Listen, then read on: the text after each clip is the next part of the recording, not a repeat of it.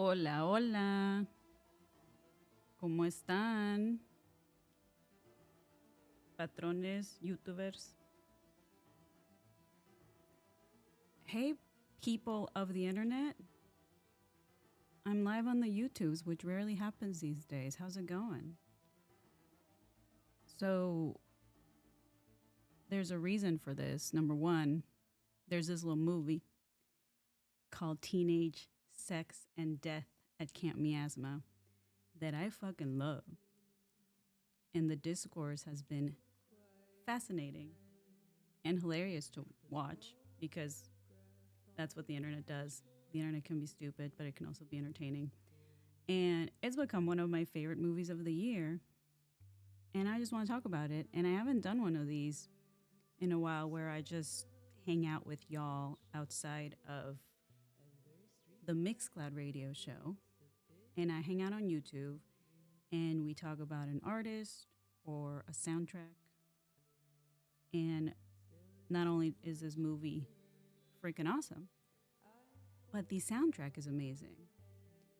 On all accounts, on the songs, like the various artists, as you can hear right now, there's a cover of REM's Night Swimming by OK Kaya that's so beautiful, and it plays at the beginning credits of the movie.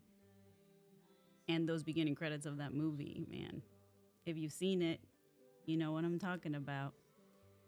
And yeah, the score is also fucking cool. Alex G, who is Jane's collaborator. Jane is the director, if you don't know them. They're amazing, and they've done other really good movies. And Alex G happens to be the Danny Elfman to their Tim Burton and the John Williams to their Spielberg. I think Jane go by Sapphic Spielberg or something like that on Twitter before she left. Not she, they. I keep fucking that up because I'm old. It's they, kids. That's what the kids tell me. So the point is, this movie's beautiful, and I want to talk about it. And I want to talk about the music and hang out with y'all because we haven't hung out in a while. I've basically been live here with my fellow horror hoe, April, whenever we can, but she, like me, fucking hates the internet. Not like you guys. You guys are fucking awesome. But the internet in general can be really stupid and kind of like it's turned into this abandoned mall.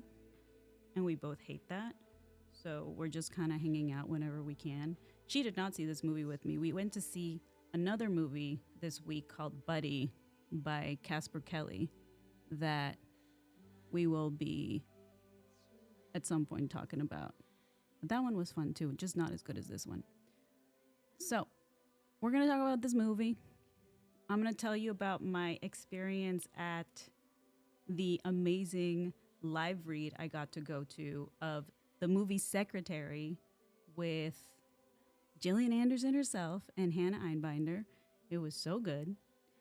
And I'm also going to show you guys what I got at my early screening at Vidiots, thanks to Vidiots and Beyond Fist, for my Camp Miasma swag bag. So we'll open that as well. Shout out to Jimmy, Mike, it's Liso Cafe, and anybody that's hanging out here lurking.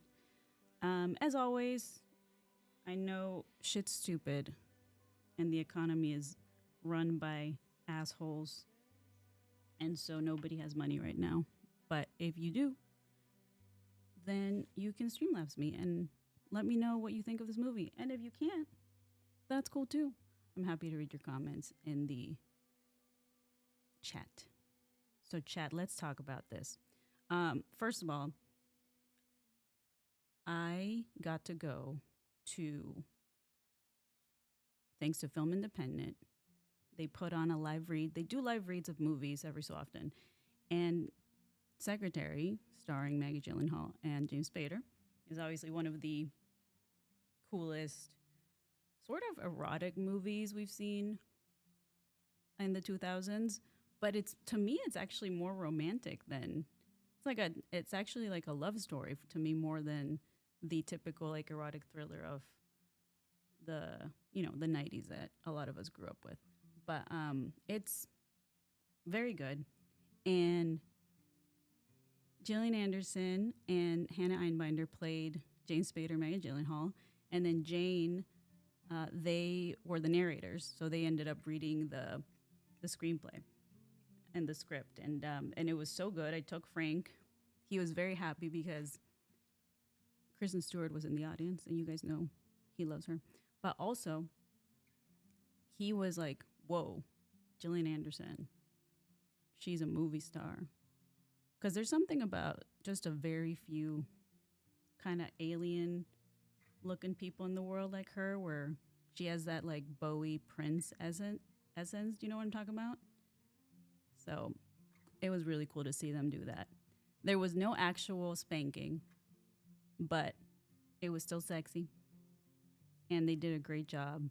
And we had a blast. And then they gave us free popcorn. So that was a crazy, awesome experience we got to do. Thankful to live in Los Angeles. And then that very next day, I got to go to Vidiots and see this movie. And it's so fucking good, y'all. Have you seen it? Did you love it? Or are you a part of the other half of the internet that's so mad at this movie? And it makes me laugh that people are so mad at this movie. I'm like, look, I'm a hater too. I get hating on movies and I get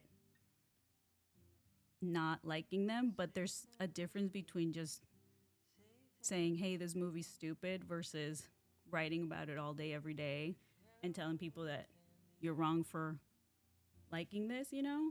And there's a lot of that particular energy going around this movie. And I think my hot take is that people that got really personally angry at the movie are unable to recognize their own repression. That's my hot take. What do you think? So let's talk about it, shall we? First of all, written and directed by Jane Schoenbrun. They also did I Saw the TV Glow and We're All Going to the World's Fair. I really like those movies, but this is my type of movie. As I've already said, it stars Hannah Einbinder and Gillian Anderson, two ladies that we love. And Hannah stars as Chris, who is funny because I talked to some of my friends after the movie, and they said that they really related to her journey, whereas I related to Gillian Anderson's character, Billy's journey. So that's interesting. I feel like it's a movie that is multi-generational. And Chris actually plays this filmmaker that is hired to reboot Camp Miasma. Some people call it Camp Miasma, but because I'm Mexican, it's Miasma. And people, as you know, studios love rebooting IP. And that's kind of one of my favorite several things about this movie is that it goes meta, but in a way that is both direct and subtle at the same time. And I think that's why some people hated it. But what I loved about it is that the studio commentary and the industry commentary in the movie is so well made because the studio in the movie is basically hiring this queer director to reboot the fictional slasher franchise of Camp Miasma, right? And they're doing it because of woke, right? The word woke gets tossed around a lot in the movie in a really hilarious way. And they do it because you know how studios are, right? Hollywood's like, well, we got to go with the times and we got to go with the culture. We got to sell this. So they hire this queer director, but it's not like they love the queer director's ideas, right?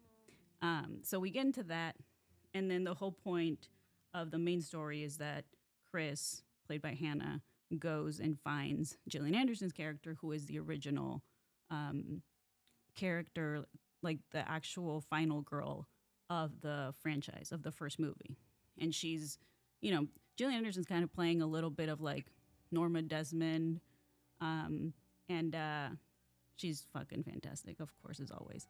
But she basically finds her because she's living in Camp Miasma, which is once you're there at that part of the movie, you realize, oh, this is like something David Lynch would appreciate because you're getting into very dreamy, surrealist type of filmmaking, which is my jam. And I know that's not for everybody, but it is for me.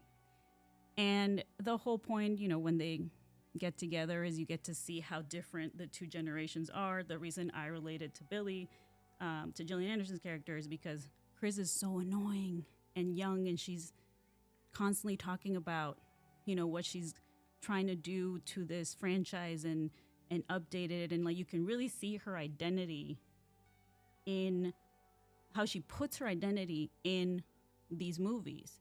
And I feel like we can all relate to that, right? A lot of us put our identity in horror, in sci-fi, and basically anything that we love. And that's why we're so passionate about it.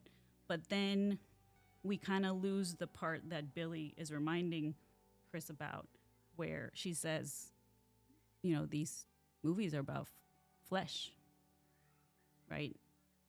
So you're trying to like overcomplicate things. And then she just sits there and listens to Chris talk about how, but the original Camp Miasma was transphobic and all these things. And you see that discourse online. So it was fascinating to see Jane, being trans themselves, actually make this movie. I thought it was so unique and refreshing. I fucking love that. So maybe that's why people didn't like it. But anyways, and then they got Sade. Listen to Sade.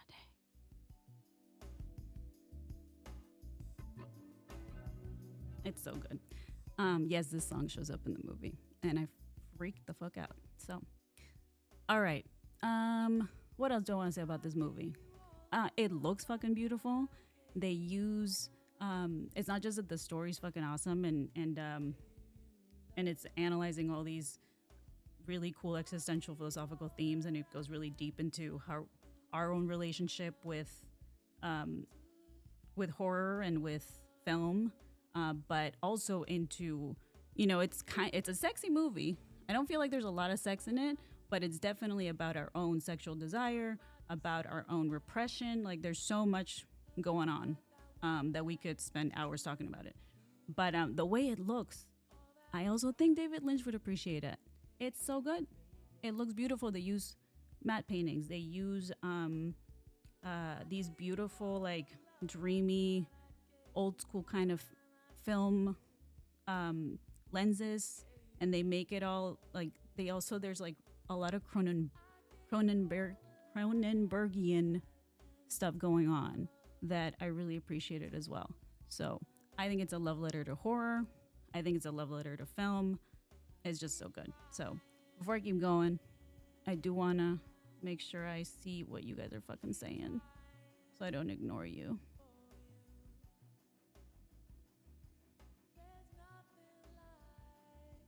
Mike says, I've missed out on the anti-miasma discourse. That's good, Mike. You're probably on a different internet than I am. I'm on like the snob internet. And then who else we got? Jimmy says that people are stupid. Yeah. But that's what's fun about talking about these movies, though. Oh, that's a great point. They were angry because it was an unwanted mirror. That's the thing, too, is I feel like a lot of the time people don't realize that certain movies or TV shows or music are making them uncomfortable. And I love that. So they just don't want to see it, right? Whether it's something sexual, whether it's something, especially I feel like Western audience in general really want that 3-arc structure, right? Where it's like act 1, 2, 3, there's a hero journey, there's a villain to fight, and then it's done. Which is ironically a lot of the, slasher movies that we love. But Jane clearly made a much more, a movie that goes against all of that, right? It's not your 3-structure popcorn flick. And so the journey that we see in the movie is more Chris's journey and Billy's journey, and it was an inside psychological journey. So people don't want to see that, especially people that don't like therapy and all that shit. That's what I think about that. Who else is here? Pandoff, Alan. It's Liso. Leonard.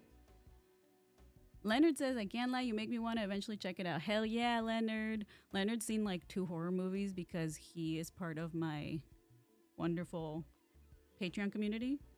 So we watch a lot of horror. We do watch alongs there, and he liked Jennifer's Body, and I was so happy about that. And this is not a scary movie, Leonard. This is a sexistential trip, is what I like to call it. And it's a vibe and just amazing music. Vulcan Nerd says, to Dorina or anyone in chat, as someone who really isn't big into horror and the ones I like to tend heavily skew towards sci-fi, are there any you'd recommend? There's so many we'd recommend, Vulcan Nerd. The Thing, Alien Event Horizon are amazing. And I feel like we've been missing really good sci-fi movies recently. I feel like one of the last few ones I really liked was Annihilation. So if you haven't seen that, I very much recommend. But you should watch Camp Miasma. Because it's not, like, there's definitely horror scenes in it, but it's more meta, and it's like showing, like, there's a particular scene in the middle of the movie where you get to actually see a lot of the kill scenes in the Camp Miasma franchise, and they play a song that took me out because I was like, I don't know if this song goes in this section. And the guys that watched it with me, you guys know what I'm talking about. It was this song by the Counting Crows. Long December. So let me tell you about this part really quick, because I did not expect what happened to me during this scene. I'm gonna be completely honest with you guys. I was like, this song is weird for this scene because Little Death, who's the slasher, goes around and starts killing people in all of the movies. And this song is from my time. I mean, when was A Long December by the Counting Crows happened? In 1996. I was a teenager. So I'm assuming I'm around, Jane and I are around the same age. But I got emotional, y'all. And then I started laughing because I was like, wait, why am I getting teary-eyed while all these funny slasher kills are happening in front of me because of this damn song? So I don't know what happened. Maybe there was a full moon. Who knows? But that's what happened to me. Jimmy says, I think the disconnect was the point. Yeah, so that's the other thing that the movie talks about is how many of us have dissociated to deal with the intensity of life experiences. And therefore, we've basically immersed ourselves in these movies, right? And we kind of use these movies as therapy and dissociated using these movies, right? Which is why Chris couldn't orgasm and have her own little death. So, anyways, let's see what else you guys got. Panda says, I will say the open title sequence reminded me of how the Hellraiser franchise fell apart, especially with the direct-to-VHS DVD. That's funny. Autumn Wind says she loved Annihilation, but it's not for everybody. Yeah, because Annihilation's kind of like this too. It's slow. It's my kind of sci-fi. And most people didn't like it, and I loved it. Mike, what big kill scene are you talking about? In Camp Miasma? Like this one during when they play A Long December? Yeah, I thought it was great. Okay, good. I'm glad I wasn't the only one that got weepy, Jimmy, because I was like, what is happening with me? So whatever that was effective. And it's funny because I saw people talking about it that didn't like the movie. They were like, that was so stupid. And I was like, I think there's something going on there that you need to maybe talk to a therapist about. But that's just my opinion on that. What else? What else do you guys have any hot takes? Have you seen it? Did you love it? Did you hate it? Are you wanting to see it? Should I also make sure I open this little Camp Miasma swag bag in case y'all have questions while you type them out and all the things? Let me do that. Oh, I guess I also haven't checked the Streamlabs, but because I don't really ever do that. So I'll refresh just in case. But let's see. While you guys type, I'm going to open this. And as you can see, I'm going to keep this bag because it's so cute. So the first thing that's awesome that I got is a Fangoria. For those of you that are fans like me, we love Fangoria. Can you see it? There we go. And Little Death is in the cover, and it's literally it's like a special cover called Camp Slashers, and a bunch of my awesome friends that are writers and journalists have stories in this. So if you haven't picked it up, and if you love Camp Miasma, or if you just love slashers, I recommend picking it up. But it talks about, of course, a lot of the stuff that Camp Miasma was referencing, like everything from Friday the 13th to Sleepaway Camp, which I do. This is a question for the horror nerds like me out there. Do you think people should watch Sleepaway Camp before they watch this movie? I'm super curious about that. But yeah, it's very pretty, as all Fangorias are. Lower the volume a little bit. And we got Welcome to Camp Crystal Lake, From Around the Fire by friend Brian Collins. He basically does a history of summer camp slashers. We got a bunch of, I don't know Todd, but I hear he's an awesome writer too. We got more Brian Collins with a tribute to Friday the 13th, Part 7. My favorite title will forever be Jason Takes Manhattan. I think that's so funny. Wait, why is this stopping? There we go. And then what else we got in this magazine? We got some other friends that I want to point out. BJ and Harmony Colangelo.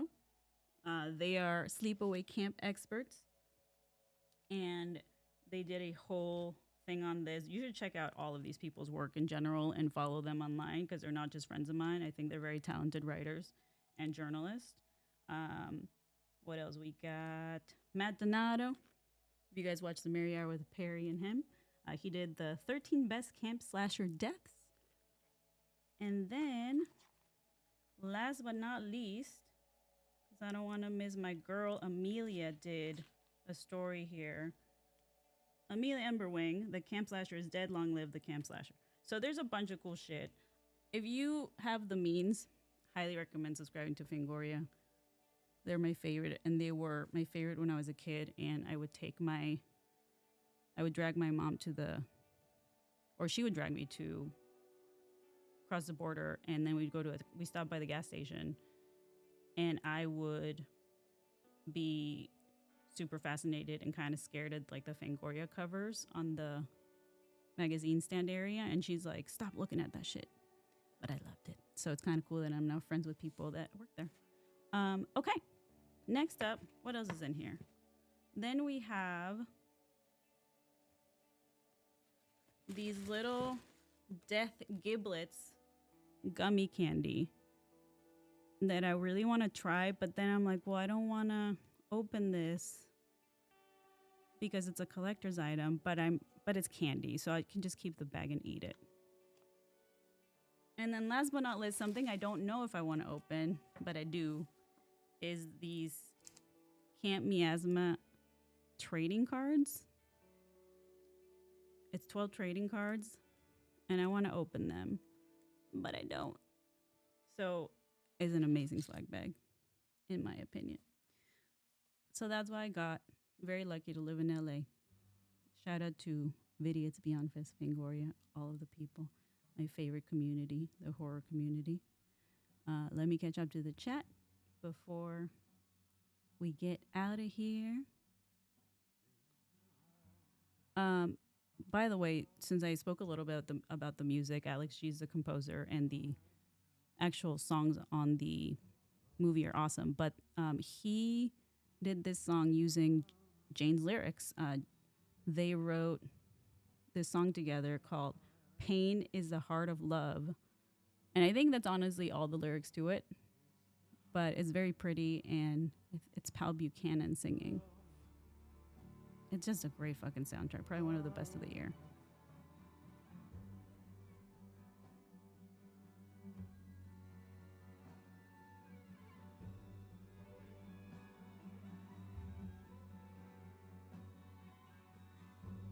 All right.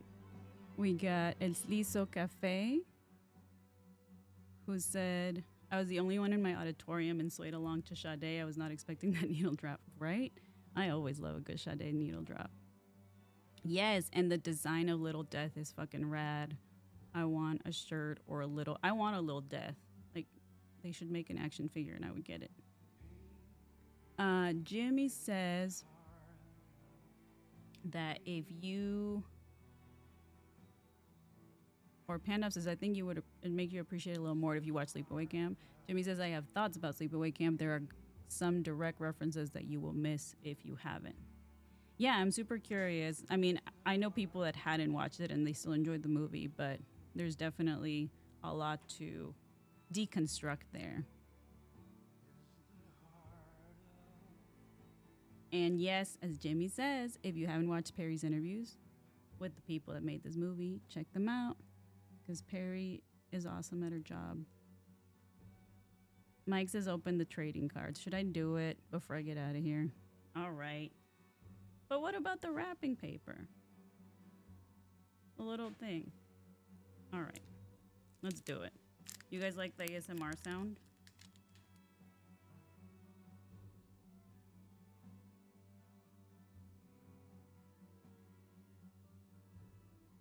I'm gonna do it.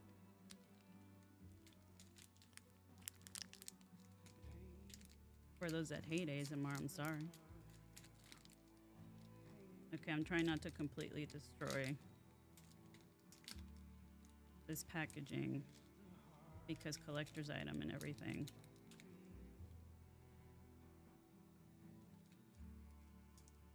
Polka Nerd, the value's in the cards, not the trading card package. That's a good point.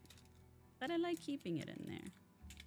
All right, I did very gently so I can tape it back. So here we go. We got Little Death with a fun film fact. It says a mysterious scream heard by the crew during a late night of filming made its way into the final cut of the film. The source of the scream was never determined. That's a good one. All right, then we got just scenes from the Camp Miasma movies. That's the other thing that I thought was so cool about this movie is that they really did a great job in making those scenes from the franchises look like they were from the time, like from the 80s. I don't know if they filmed it in actual film to make it look like that or if it was post-production, but it looks so good. I'm thinking they did some of those scenes with film. So a lot of these are just scenes from the movie or from the fake franchise that Jane created. This is, if you haven't seen it, this is this is basically young Gillian Anderson because she's the final girl who was also very good. But look at even the costumes. Everything looks very Sleepaway Camp, Friday the 13th. What else? Oh, and there's Little Death. Such a cool fucking design. Also, fun fact for the really big movie nerds. This character, if you don't recognize her, that is Eva Victor, director and star of Sorry Baby. What do you think of that? Did you guys know that? At first I was like, who is this? Why do I recognize her? And then I realized it was Eva fucking Victor. You haven't seen Sorry Baby? It's a great movie. So she plays the DJ in Camp Miasma. Oh, and then like the last one is this card, which is the Camp Miasma poster. The tagline is, they drowned him, they had to, but he's not done. I just think there's so much care that goes into this, or that went into this film. and it should be watched by everybody. And the people it pissed off, call me because I can recommend a therapist. All right, we're going to get out of here soon, y'all. I just wanted to share some of my love for this movie and some of the music. I think my favorite song, I fucking love Night Swimming by REM, but it was a cover. So my favorite song that they chose was by M83. It's a very popular song that you guys have heard that you probably think is part of scores because it's instrumental, but it's beautiful. And it's called I Guess I'm Floating. And I love it so much. It makes me emotional. All right.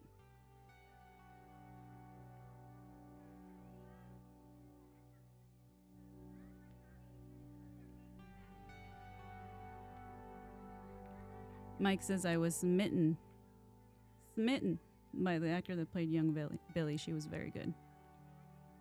Anyone else catch the actor from Twin Peaks? Yes. What's his name? Hell yeah. I forgot about the other actors. I remembered Eva Victor because she showed up on my little trading card set. But what's his name again? I'm going to look it up right now. But yeah, there were some Patrick Fischler. There was also somebody I know that Pandoff mentioned that I was like, I don't want to forget him either. Maybe, let me see. Oh, Zach Cherry from Severance was in it. Jack Haven, who was in I Saw the TV Glow. Kevin McDonald. That's what I didn't want to forget. Kevin McDonald was in there too. So yeah, a bunch of cool fucking actors are in this movie.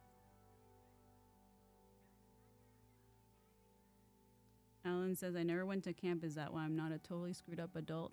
Well, Alan, let me tell you that I didn't go to camp. And I'm a totally screwed up adult. So your theory does not work. Time to sleeve those cards and send them to PSA. All right, kids. I'm getting out of here. I just wanted to come hang out for a little bit and start doing more of these things on YouTube because the thing about YouTube is that they hate small creators. And they don't really support us, but you guys do because you guys are awesome. So I got to keep going live sometimes so my channel doesn't completely die, especially as I'm making music. And speaking of music, we got music out. We got a new album coming out, y'all. I'm going to tell you right now, looks like the album's coming out in October. It's very exciting. So I'll make a proper announcement. And if you are not part of my Patreon community, you should come hang out. We do listening parties, watch-alongs, and you're supporting my music. You're supporting me, an independent artist creating music that speaks the truth, especially in these times it's necessary. So go see this movie. Go support real art. Definitely in my top 5 movies of the year. And look at my patrons. As Pandov says, it's pretty fun there. It's so much fun. But I hope you like this movie. I would love to know what you think when you do see it. And see some of you in the Discord very soon. And hopefully I'll be back either with myself or April to chat more movies, to chat more music. Don't be a dick. And remember, if it gets too real, you can always turn it off. That's right. Okay, thanks. Bye.